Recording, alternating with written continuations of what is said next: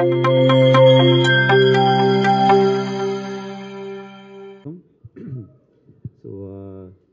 இது வந்து ஒரு ஏதோ ஒரு ஃபங்க்ஷனுக்கு வந்த மாதிரி இல்லை ஆக்சுவலாக. ஏன்னா எல்லாமே ஃப்ரெண்ட்ஸ் தான் இருக்காங்க இங்கே. மெயினாக பிரதீப், அஸ்வத் மேமே எனக்கு ரொம்ப ரொம்ப வருஷமாக தெரியும் மேம். அண்ட் இங்கே இருக்கக்கூடிய எல்லாருக்குமே வந்து ரொம்ப ஃபர்ஸ்ட் ஆஃப் ஆல் மை வணக்கம். சாரி, அவ்வளோவா ஃப்ளோவில் வராது, ஸோ அட்ஜஸ்ட் பண்ணிக்கோங்க. பிரதீப் கூட நான் ஒர்க் பண்ணிட்டுருக்கேன். நாங்களும் ஒரு படம் பண்ணிகிட்ருக்கோம். ஸோ நான் முதல்ல முன்னாடியே இந்த ஷார்ட் ஃபிலிம் இந்த மாதிரி டைம்ஸ்லேயே வந்து பார்த்துருக்கேன் நிறையா. அப்புறம் கோமாளி ஆகட்டும், அதுக்கு அடுத்த ஃபில்ம் ஆகட்டும், எல்லாமே பார்த்துருக்கோம். பட் நான் அவர்கிட்ட வந்து ப்ரொஃபஷ்னலாக பேசணுன்ற ஒரு சுச்சுவேஷன் வந்த ஒரு டைம் வந்து என் லைஃபோட ரொம்ப ஒரு லோ ஃபேஸ் அப்படின்னு சொல்லலாம். அந்த ஒரு டைமில் தான் வந்து நான் முதல்ல அவருக்கு வந்து கால் பண்ணி பேசினேன். அப்போ வந்து அவர் வந்து உடனே எனக்கு வந்து ஒரு மீட்டிங் கொடுத்து என் ஸ்கிரிப்டை கேட்டு அந்த நேரத்தில் நடந்தது தான் அந்த லவ் இன்சூரன்ஸ் கம்பெனின்ற ஒரு ஃபிலிம். அதுக்கு I am grateful to you for this life time Pradeep. சில ஹீரோஸ் வந்து எப்பயுமே பார்த்திங்கன்னா இப்போது ஆக்டர்ஸ் இருப்பாங்க, ஸ்டார்ஸ் இருப்பாங்க. இப்போ ஆக்டர்ஸ் அப்படின்னும் போது எப்படின்னா அவங்க நல்லா நடிப்பாங்க, அவங்கள நம்ம ஸ்க்ரீனில் பார்த்து பயங்கரமாக என்ஜாய் பண்ணுவோம். அவங்க அதுக்கப்புறம் என்னென்ன மாதிரி கேரக்டர்ஸ் பண்ணுறாங்க, அவங்க என்ன மாதிரி கதைகளை தேர்ந்தெடுக்கிறாங்க அப்படின்றத பார்த்து நம்ம அவங்கள ரொம்ப ரசிக்க ஆரம்பிப்போம். பட் ஒரு சைடில் வந்து பார்த்திங்கன்னா சில பேர் வந்து அவங்க என்ன மாதிரி கேரக்டர்ஸ் பண்ணுறாங்க அப்படின்றது நம்ம பெருசாக மைண்டில் எடுத்துக்க மாட்டோம். பட் அவங்கள நம்ம ஃபாலோ பண்ணிகிட்டே வருவோம். அவங்க நடிக்கிற விதம், அவங்களோட மேனரிசம்ஸ், அவங்களோட இமேஜ், அவங்க போடுற காஸ்டியூம்ஸ்லேருந்து அவங்க பண்ணுற சின்ன சின்ன விஷயங்கள், இந்த மாதிரி விஷயங்கள் நம்ம பண்ண வைக்கும்போது அவங்க ஆட்டோமேட்டிக்காக நம்ம வந்து அவங்கள ஜஸ்ட் சும்மா அவங்கள ஃபாலோ பண்ணாமல் அவங்களோட ஃபேனாக நம்ம மாறுவோம், அவங்களோட ரசிகராக நம்ம மாறுவோம். அந்த மாதிரி நிறையா ரசிகர்கள் சேரும்போது ஒருத்தவங்க ஒரு ஸ்டாராக வந்து மாறுவாங்க. And I sincerely feel that Pradeep is a star material where he will have a lot of fans and lot of fan following for his image, the way he acts, the way he converts a character. அவர் அந்த character எப்படி play பண்ணுறாரோ அதுக்கு ஒரு தனி fan following வரும். அது இந்த வரப்போகிற எல்லா ஃபிலிம்ஸுமே அதோட இதாக இருக்கும் அப்படின்னு அதுக்கு ஒரு எக்ஸாம்பிளாக இருக்கும். நான் I sincerely believe that. And Ashwath சொல்லணுன்னா நான் என் ஸ்கிரிப்ட் டைமில் கூட நான் நிறையா அஸ்வத்தோடு டிஸ்கஸ் பண்ணியிருக்கேன். I have very good respect for him because he doesn't have ஒரு ஈகோவோ இல்லை அந்த மாதிரி எந்த ஒரு விஷயமே இல்லாமல் he is very easy to talk to. நான் சாங்ஸ் எழுதும்போது கூட ரொம்ப ஃபாஸ்ட்டாக டக்குன்னு வேலை முடிஞ்சிருச்சு.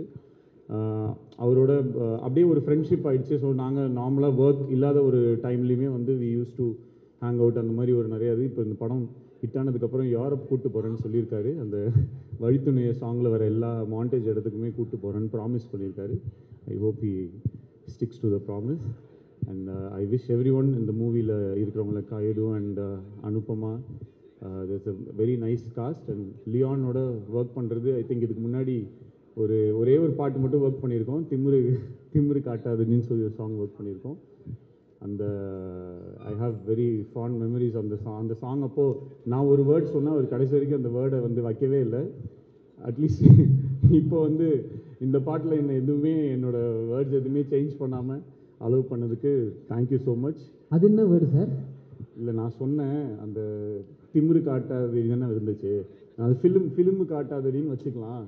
அது ஏன் திமிரு அந்த மாதிரிலாம் சொல்லிக்கிட்டு பாவம் அப்படின்னு சொல்லிட்டு இப்படி ஃபிலிம் காட்டாதுன்னு சொல்லி இந்த மாதிரி ஒரு ஸ்டெப்பும் போட்டுக்கலாம் லியான் அப்படின்னு சொன்னேன். ஓகே ப்ரோன்னு சொல்லிட்டு கடைசியில் ஆடியோ ரிலீஸில் தான் தெரிஞ்சது திமிரு காட்டாதுன்னு தான் வச்சாங்கன்னு சொல்லிட்டு. அதை நான் திருப்பி எழுதும்போது ப்ரோ இந்த வாட்டி எந்த வேர்டும் மாற்ற மாட்டீங்களன்னா ஒரு நல்ல வேலை எதுவும் மாற்றலை. அப்புறம் லிரிக்ஸு, இந்த படத்தில் லிரிக்ஸ் எழுதும்போது ஜென்ரலாக நான் பாட்டு லிரிக்ஸ் எழுதும்போது I write it from my heart. அது ஒரு மேனிஃபெஸ்டேஷன் மாதிரி நான் யோசிப்பேன். சில பாடல்கள் வந்து ரொம்ப will feel very close. For example ஒரு வாட்டி வந்து இது ஒரு இன்சிடெண்ட், என்னோடய போடா போடி படம் டைமில் அதில் வந்து ஒரு சாங் இருக்கும். அது வந்து ஐயோ மாட்டிக்கிட்டே ஒரு பாட்டு இருக்கும். அந்த பாட்டு வந்து ஷூட்டிங் பண்ணி 1 வருஷம் ஆயிடுச்சு. அந்த படம் ஃபுல்லாமே முடிஞ்சிருச்சு, சாங் மட்டும் இதே பண்ணலாம். அப்போது சிம்பு சார் ஒரு வாட்டி கூப்பிட்டு, டே விக்கி நீ இந்த மாதிரி பாட்டு எழுதும்போது வேர்ட்ஸ் எல்லாம் கொஞ்சம் பார்த்து எழுது, மாட்டிக்கிட்டேனேன்னு நீ வச்சனால பாரு, இந்த பாட்டை எடுக்க முடியாமல் எவ்வளோ நாள் வந்து மாட்டிக்கிட்டு முடிச்சுட்டு இருக்க அப்படின்னு சொல்லி சொன்னார். அப்போ அவர் அது ரொம்ப கேஷுவலாக தான் சொன்னார்.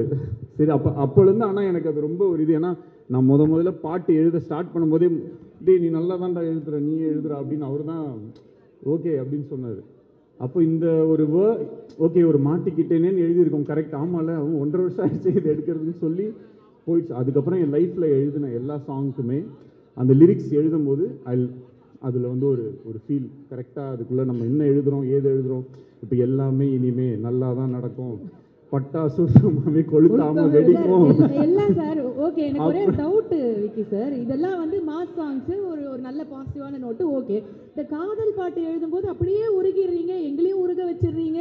அதான் everything what ever it is. So ஆக்சுவலாக அந்த சாங், அந்த எல்லாமே இனிமே பாட்டு எழுதுறதுக்கு முன்னாடி கையில் படமே கிடையாது. அந்த பாட்டு எழுதி முடிச்சதுக்கு அப்புறமேட்டு படம் வந்துருச்சு. ஸோ இந்த மாதிரி தான்.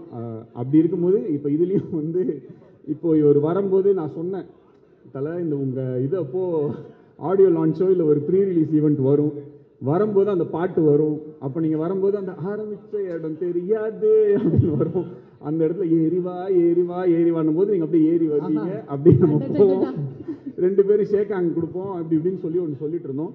அது பார்க்கும்போது பயங்கர சந்தோஷமாக இருந்துச்சு. ஸோ இந்த லிரிக்ஸ் எழுதுறது ரொம்ப ஒரு I feel very nice about it. And thanks for constantly giving me opportunities to write these lyrics. ஒரு டிரெக்டர் டு டிரெக்டர் சம்டைம்ஸ் அது நடக்காது, பட் இட்ஸ் வெரி என்ன சொல்கிறது, it's very sweet of you to give me this opportunity. And I really wish Dragon sure shot கண்டிப்பாக பயங்கர ஒரு பெரிய hit ஆகும்.